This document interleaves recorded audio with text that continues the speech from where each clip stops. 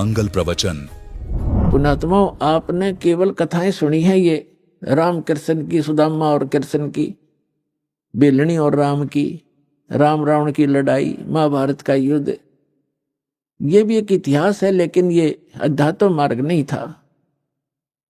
अब ये है संपूर्ण अध्यात्म मार्ग ज्ञान। इसको बहुत प्रकार से समझाना पड़ता है। अब रानी जो भी गुरुजी ने बताया था उस पर दृढ़ होगी, और उसने ये सोचा कि भी साधु संतों को भोजन कराना अनिवार्य है। उसने एक अपना नियम बना लिया कि मुझे भूल ना पड़े, मैं प्रतिदिन संतों को, जितने भी आसपास संत हैं, 2, 4, 10, कम से कम एक को तो भोजन करा कर ही मैं प्रतिदिन आहार किया करूंगी। तो उसने अपने नौकरों से बोल दिया कि आसपास जो भी जंगल में कोई साधु संत हो, उनको प्रार्थना करके आओ कि डेली यहाँ भोजन करके जावें, और जो यहाँ नहीं आ सकते उनको वहां पहुंचा कर आओ। अपने हाथों रोटी बनाती रानी होकर, चाहे 10 संत आते, चाहे 5 आते, चाहे 20 आते। तो ये सिलसिला शुरू था। एक बार क्या हुआ कि कुंभ के मेले का कोई ऐसा संस्कार हो गया। कुंभ के मेले पर हरिद्वार में चले गए सभी साधु संत उस तीर्थ पर भी लेने के लिए, और पैदल आना जाना होता था तो 10-15 दिन का प्रोग्राम उनका बनता ही बनता था। कोई भी संत उस क्षेत्र में रहा नहीं। अब रानी को पता चला कि साधु आए नहीं, पता करके आओ। पता करके आए, साधु नहीं थे, कोई है नहीं, सब चले गए, सबकी झोपड़ी खाली पड़ी है। पता चला कि वो तो तीर्थ भ्रमण पर चले गए। तो रानी ने प्रण कर रखा था, प्रतिज्ञा कर रखी थी कि जब तक संत नहीं खाना खिला लूंगी, आहार नहीं करूंगी। 1 दिन बीत गया, 2 दिन बीत गया, रानी थी भूखी गड़ी, रही नहीं थी। तीसरे दिन तो वह कति आंखें बंद करने लगी, मरूंगी। उसके पति ने भी समझाई, तू क्यों अपना जीवन नाश करे, खा ले 2 रोटी। वो साधु आओ फिर जमा दिए कि बिजली गिर गई, पर ने बोली नहीं, मर जाएंगी पर मैं भोजन नहीं खाऊं। अब उस पर दुख देखा नहीं जाता, उस परम पिता पे। द्वापर के अंदर परमात्मा करुणा में नाम से आए हुए थे, यही कबीर भगवान, वो समर्थ परमात्मा, अमर पुरुष। चारों युग में आते हैं परमात्मा। कहते हैं सतयुग में सत सुकृत कै टेरा, त्रेता नाम मुनिंदर मेरा, द्वापर में करुणा में कहाया, और कलयुग नाम कबीर धराया। चारों युग में आया हूं मैं, परमात्मा कहा करते। तो द्वापर में वो करुणा में नाम से आए हुए थे। अब उसने देखा या मरेगी भोली भगतनी, एक साधु रूप बना के परमात्मा वहां दूर सी आते दिखाई दिए, राजा के महल की तरफ ही।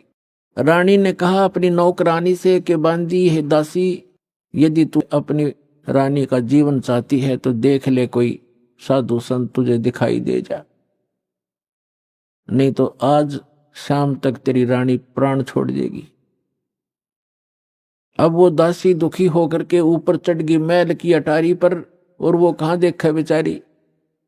उसने क्या देखा कि सामने एक संत रूप में, सफेद कपड़े, दाढ़ी बड़ी हुई, सिर पे छोटे छोटे बाल हैं, आ रहा है एक सिंपल सा साधु, गले में माला टांग रखी। दाता ने थोड़ा ईसा दिखाया कि दणु महात्मा सा भी जच्चा है ना। हम महात्मा उनको मानते हैं जिनकी दाढ़ी बढ़ रही हो, लंबे लंबे बाल हो, तिलक ला रखा हो, 5-4 माला डाल रखी हो, बिंदी बंदी टिक्की ला रखी हो। तो परमात्मा ने इसीलिए वो थोड़ा सा वेशभूषा सी बना रखी थी। वह नौकरानी स्पीड तक नीचे आई और रानी से कहा कि एक महात्मा सा नजर आवा है, कपड़े तो लाल हैं नहीं, पर सकल साधु जैसी लगती है, कहो तो लाऊं बुला के। अकेला बहन ले आ, जैसा भी हो। अब वो नीचे गए, इतने परमात्मा भी महल के निकट से आ गए। नौकरानी ने प्रणाम किया और कहा, महाराज आपको हमारी रानी याद कर रही है।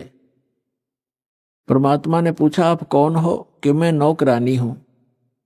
तो परमात्मा ने कहा, बेटा रानी को यदि गरज है संत की तो यहीं आजा गली में, हम किसी के घर नहीं जाया करते, और हम घर जाओ और उसका पति कह दे तू आया किस लिए यहाँ, उसने गरज है तो यहाँ आ जाएगी।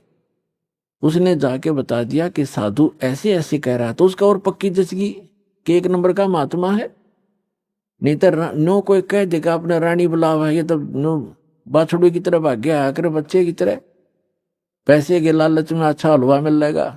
और वो उड़े डट गए, अगर रानी को गरज है तो यहाँ आ जाएगी बेबे। रानी ने कहा मेरा पकड़ हाथ, मुझे सहारा दे, नौकरानी ले चल, मुझे ऐसे महापुरुष के दर्शन करा दे, मर जाऊंगी तो भी अच्छा ऐसे संत के दर्शन करके। ऐसा दर्द आदमी आज पहली बार रानी को यह कहने वाला कि यहाँ आ जाएगी जब गरज पड़े तो, क्योंकि पिछले संस्कार से ऐसे भाव उत्पन्न हुआ करते साधु भक्तों में। तो रानी ने जाकर देखा वो मालिक का चेहरा, विश्व में सबसे न्यारे सुंदर थे कबीर भगवान, जितनी बार भी आए हैं, और चरणों में मत्था टेक्या और कहा महाराज आप भोजन कीजिए, आहार कीजिए। परमात्मा बोले चल बेटा आहार कर लेते हैं। बैठ के जाकर एक आसन लगा दिया। रानी ने दुखी सुखी होकर नौकरानी के सहयोग से स्वयं भोजन बनाया और कहा महाराज जी भोजन पाओ। तो परमात्मा ने कहा बेटा आप इतना कोई रोग है आपको क्या, इतनी अक्सीन कैसे होगी। तो उसने सारी कहानी बताई कि मैं प्रतिदिन एक साधु को भोजन करा के भोजन करती थी, संत रहे नहीं क्योंकि वो कुंभ के मेले में स्नान के लिए चले गए। आज तीसरा दिन आ गया महाराज जी, आप ना आते ताज में मर जाती। जब भोजन बना के परमात्मा के पास रखा तो कहा परमात्मा ने कि बेटी मेरा शरीर भोजन करने का नहीं है, मैं तो खाऊं या ना खाऊं मैं सदा एक रस रहता हूं। तो रानी बोली जी ठीक है, भोजन नहीं खाओगे तो मैं भी नहीं खाऊंगी, मरना मंजूर है मुझे, मरना ही मुझे उचित है, मैं अपना जो ना प्रतिज्ञा नहीं भंग कर सकती। तब परमात्मा ने कहा कि ला बेटा, कहते समर्थ इसी को कहते हैं जो चाहे सो कर दे। मालिक ने भोजन करा, फिर उससे पूछा बेटा ये जो आपको ये हठ किसने बताया। रानी ने कहा कि मैंने अब गुरुजी बना रखे हैं, हमारे गुरु बहुत अच्छे हैं। परमात्मा ने पूछा क्या साधना करते हो, कि श्री विष्णु जी की, श्री शंकर भगवान की, शेरा वाली माता की, जो भी वो करती थी, एकादशी का व्रत करती हूँ, तीर्थों पर भी जाती हूँ। फिर परमात्मा ने अपना ज्ञान समझाना शुरू किया, लेकिन वो ज्यादा भावुक होते हैं श्रद्धालु। जैसे ये दास प्रारंभ में इन अन्य पंथों वालों को कहा करता था, जो भी आ जाता था संपर्क में सत्संग सुनने, कि भाई आपका नाम गलत है, आपका गुरु पूरा नहीं है, आपकी साधना गलत है। ये राधा स्वामी, धन धन सतगुरु, जय गुरुदेव वाले और ये सारे निरंकारी वाले ये आते थे जो सुनकर सत्संग है। जब ये दास उनको ये सच्चाई बताता तो बेदक जाते, उठ कर चले जाते कि ना आप तो निंदा करते हो, किसी संत की निंदा नहीं करनी चाहिए, पाप लगता है। अरे भले आदमियों, निंदा क्या की मैंने, तेरे गुरु को चोर बताया ना, डाकू ठग बताया नहीं, उसके ज्ञान की त्रुटि बताई है, ज्ञान में कमी है आपके गुरुजी में। संत तो अच्छे ही होते लेकिन ना समझ में आई। ये श्रद्धालु होते हैं कि ना गुरुजी के बारे में कुछ नहीं सुन सकता, और अब आन लग रहे रोते हुए लुट पिट के, रोआ बरीत रहे, नाश हो गया, 30 साल हो गए राधा स्वामी में जीवन खो दिया, सब कुछ लुट पिट गया, इकलौता पुत्र था वो भी मर गया। बता अब टिंडे ले लो राधा स्वामी में, धन धन सतगुरु में, साची के 6 माह में गुस्सा होते थे। और यहाँ का इतिहास देख लो, सन 1994 से जो जुड़े हाथ उनके ठाठ देख लो, और उनके घर में कोई दुर्घटना हुई तो आप पूछ कर देख लो, लाखों की संख्या में भक्त है। तो भगवान की शरण न्यारी होती है।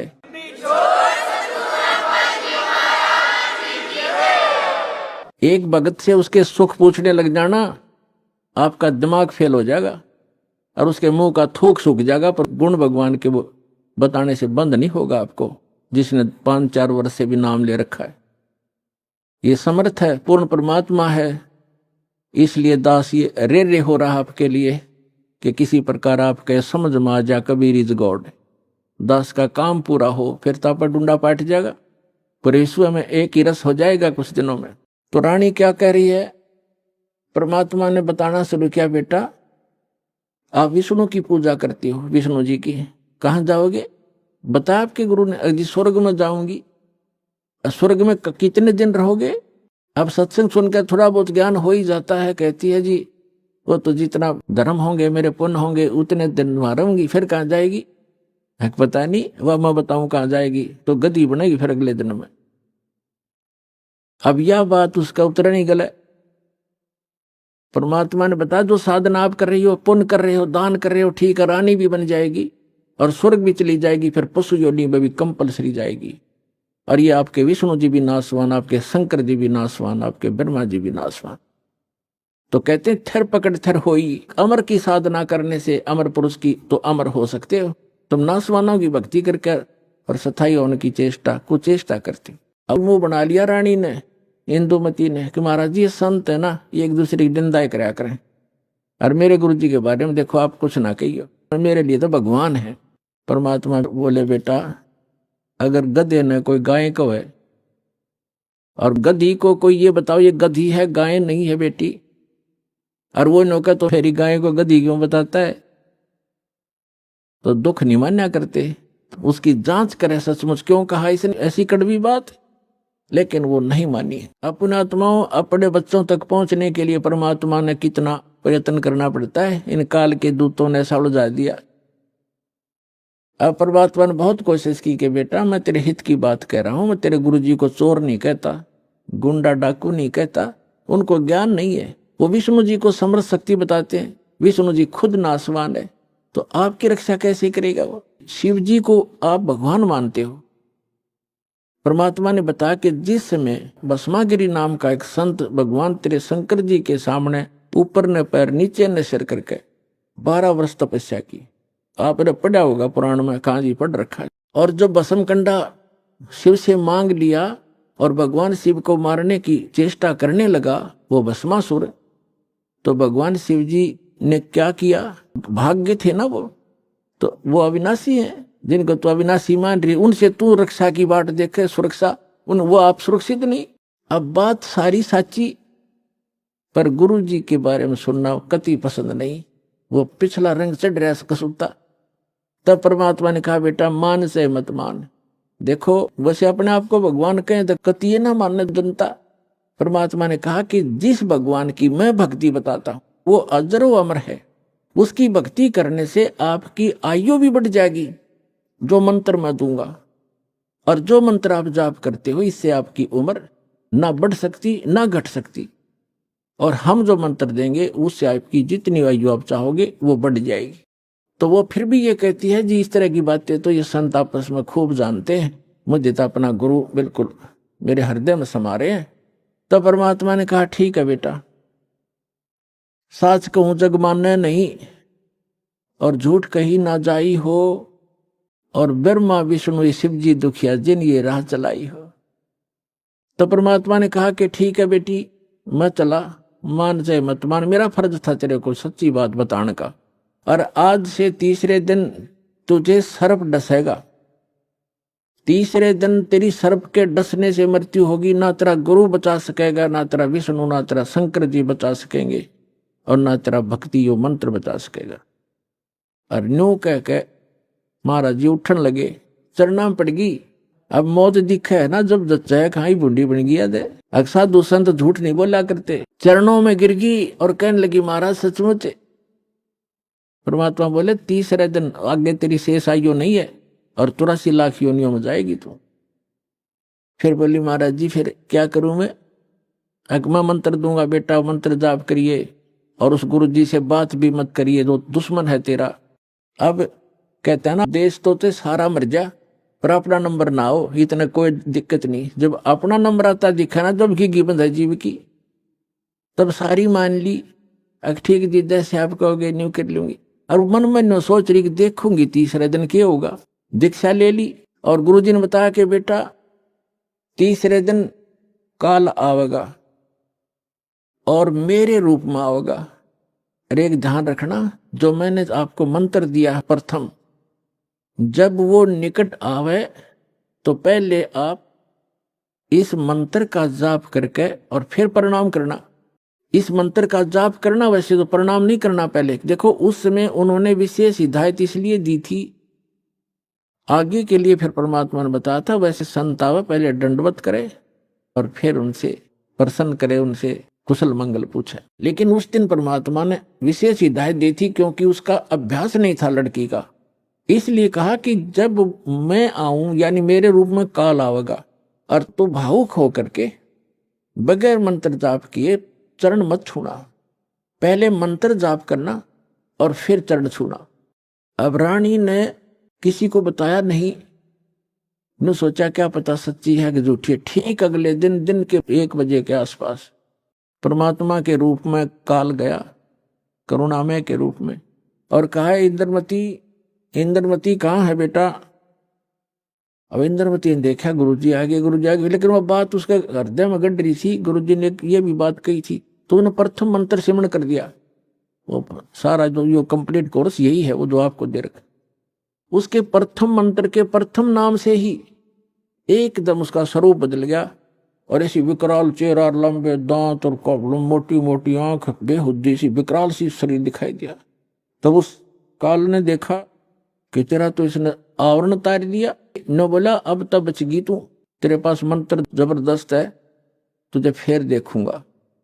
अब रानी का जान बची लाखों पाए और गुरु जी के 100 शुक्र मनाए। अपने नौकरों को बताती है काल आया था, आज मेरी मृत्यु होनी थी, मैंने जो गुरुजी बनाए हैं मेरी उम्र बढ़ा दी। राजा को बताई उसके दरबार में जाके, राजा ने बोला तू पड़ी रह, काल आ जाता तने छोड़ जाता, ये तुमने ऐसे कहती रहती हो, कोई कुछ कह दे उसकी बातों में आ जाती है। तो उसके साची भी तेरी बेचारी के साथ, वो राजा की के माने वो आगी वापस, शुक्र मनाया रख आगी तो तेरी टलगी मृत्यु। छाटते आके लेट गए भगवान, हे परमात्मा दया करिए, आपने इसी गुरु मिला ऐसा मंत्र दिया और मेरा जीवन रक्षा होगी। अब वह लेट गई बेड पे कति खुशी बना के, इतने में काल सर्प बन के आ गया। सर्प बन के आया और रानी के डस दिया, डसते उसकी आंख खुली और फिर वो ऐसे ऐसे जाता दिखा, उसने शोर बचाया, भागियो, डस ली सर्प ने, डस ली सर्प ने, डस ली। नौकर नौकरानियां आए, बाजे लठले, वो लंबा महल था राजा का, वो जो जाता दिखा सबने और मोरी में से निकल गया। रानी अचेत होगी, मृत्यु को प्राप्त होगी। सारे डॉक्टर बुलाए, वैद्य बुलाए, गरुड़ बुलाए, सारा कुछ कर दिया और सब ने मृत घोषित कर दी। तब परमात्मा आ गए तो नौकर नौकरानियां कहने लगी जिन देखे थे भगवान उस दिन, वो नौकरानियां कहने लगी महाराज जी आपकी इस शिष्या को सर्प ने डस दिया, तब सर्प से मृत्यु होगी। हाहाकार मच गई। तो परमात्मा ने एक बहाना सा करा, मंत्र सा बुझाया और कहा उठ बेटी, 1 सेकंड में रानी खड़ी होगी। बोलो सतगुरुदेव।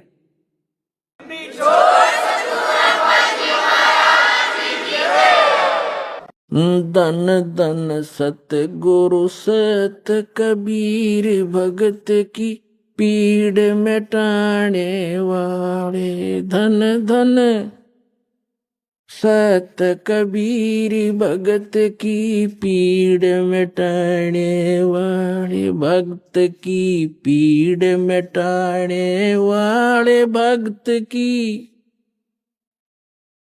वाले। धन धन सतगुरु सत कबीर भक्त की रहे नल नील यतन करे हार, तब सतगुरु से करी पुकार। रहे नल नील यतन करे हार, तब सतगुरु से करी पुकार। जा सतरे खालखी अपार सिंधु पे सिलात रहने वाले। जा सतरे खालखी अपार सिंधु पे सिलात रहने वाले। धन धन सतगुरु सत कबीर भक्त की पीड़ मिटाने वाले, भक्त की पीड़ मिटाने वाले, भक्त की। धन धन सतगुरु सत कबीर भक्त की।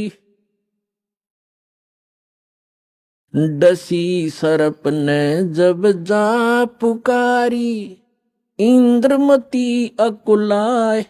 डसी सर्प ने जब जा पुकारी, इंद्रमती अकुलाए।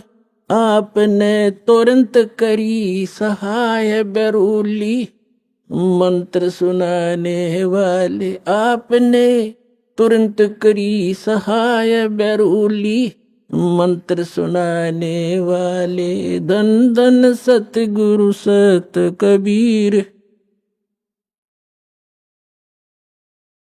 भक्त की पीड़ मिटाने वाले, भक्त की पीर मिटाने वाले धन धन सतगुरु सत कबीर। भक्त की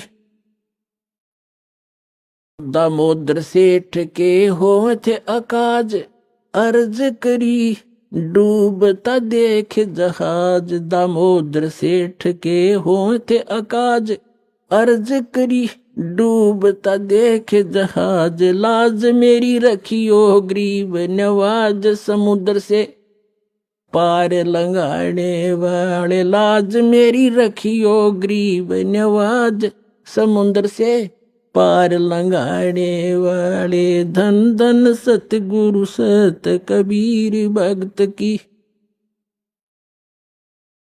भक्त की पीड़ मिटाने वाले, भक्त की पीर मिटाने वाले धन धन सतगुरु सत कबीर। कह कर जोर दीन धर्मदास दरस दे, पूर्ण करियो आस। कह कर जोड़ दीन धर्मदास दरस दे, पूर्ण करियो आस। मेटियो जन्म मरण की तरास, वो सत पद प्राप्त कराने वाली। मेटियो जन्म मरण की तरास, वो सत पद प्राप्त कराने वाले। धन धन सतगुरु सत कबीर। भक्त की पीड़ मिटाने वाले, भक्त की पीड़ मिटाने वाले, भक्त की पीड़ मिटाने वाले। धन धन सतगुरु सत कबीर। भक्त की भक्त की पीड़ मिटाने वाले, भक्त की पीड़ मिटाने वाले धन धन सतगुरु कबीर। भक्त की कह कर जोड़ दीन धर्मदास दरस दे, पूर्ण करियो आस। कह कर जोड़ दीन धर्मदास दरस दे, पूर्ण करियो आस। मेटियो हो जन्म मरण की तरास, सत्य पद प्राप्त कराने वाले। धन धन सतगुरु सत कबीर। भगत की पीड़ मिटाने वाले। डसी सर्प ने जब जाए पुकारी, इंद्रमती अकुलाए। आपने तुरंत करी सहाय, बिरहुली मंत्र सुनाने वाले। परमात्मा ने लीला की। रानी ने पूछा महाराज ये कौन सा मंत्र था? परमात्मा ने कहा बेटा बिरहुली मंत्र है। बिरहुली मंत्र क्या कि राम नाम जप बिरहुली है, गुरु की शरण में रह बिरहुली। वो तो एक बहाना बनाया था कि इस बालक को बढ़ा दूं, लेकिन वो तो समझ सकती है मंत्र की क्या आवश्यकता उसको। अब रानी की खुशी का ठिकाना नहीं रहा और राजा का भी दचगी, गारडू भी फेल, वैद्य भी फेल। इतना जरूर मान लिया संत ठीक है, लेकिन राजा की बुद्धि सातवें आसमान पर होती है। पुण्यकर्मी प्राणी होते हुए भी वो दुर्भागी होता है जो भक्ति नहीं करता, और रानी होते हुए या राजा होते हुए जो भक्ति करते हैं, सत साधना करते हैं, चाहे कैसे भी कर रहा है। परमात्मा कहते हैं चाहे कोई भक्ति करे कपट की और उसको भी अपनाऊं, और श्याम दाम दंड भेद से ती फिर सिद्ध मार्ग लाऊं।